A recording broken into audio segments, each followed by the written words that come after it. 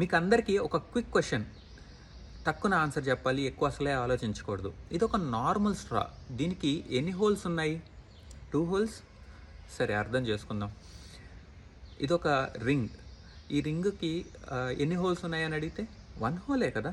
So ఇలాంటివి ఒక 10 or 20 rings తీసుకొని అతికించామనుకోండి, ఏమవుతుంది? ఇదిగో ఇలాంటి ఒక స్ట్రా లేదా ఒక ట్యూబ్ ఫార్మ్ అవుతుంది. అప్పుడు దానికి ఎన్ని హోల్స్ ఉన్నట్టు? 1 హోలే కదా, 1 లాంగ్ హోల్, అంతే కదా. అదే ఇప్పుడు మనం ఒక బస్సులోనో ట్రైన్లోనో కొండ మధ్యలో నుండి ఒక సొరంగం గుండా వెళ్తున్నాం అనుకోండి, ఆ సొరంగం అంతా ఒకటే లాంగ్ హోల్ కదా.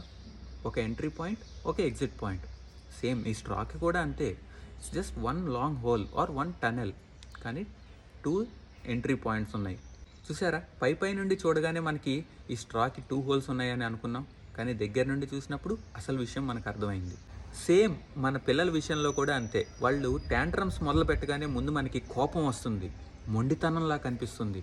ఏడవడం మొదలు పెట్టగానే అబ్బా మళ్ళీ మొదలు పెట్టాడురా అని చికాకు వస్తుంది. ఒక్కోసారి వాళ్ళ ఏడుపు గోల్లాగా అనిపిస్తూ ఉంటుంది. అల్లరి, బ్యాడ్ బిహేవియర్, ఇలా అనేక ఎడ్జెక్టివ్స్ వాళ్ళ మీద ప్రయోగిస్తూ ఉంటాం. వాళ్ళ మీద ప్రేమ లేక కాదు, ఇట్స్ జస్ట్ దట్ వాళ్ళని ఎలా అర్థం చేసుకోవాలో మనకి తెలియక.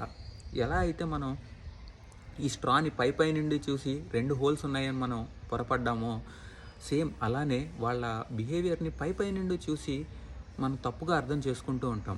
ప్రతి ట్యాంట్రమ్ వెనక అనేక ఎమోషన్స్, కోపం, అలసట, నిస్సహాయత, భయం, చికాకు, సరైన ప్రేమ పొందకపోవడం, ఇలా అనేక ఎమోషన్స్ ఒక చిన్నపాటి తుఫాన్ని సృష్టిస్తూ ఉంటాయి.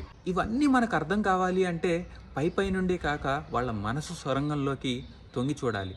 అప్పుడే మనం వాళ్ళని బాగా అర్థం చేసుకొని సరైన దారిలో పెట్టగలుగుతాం. So always look into the tunnel.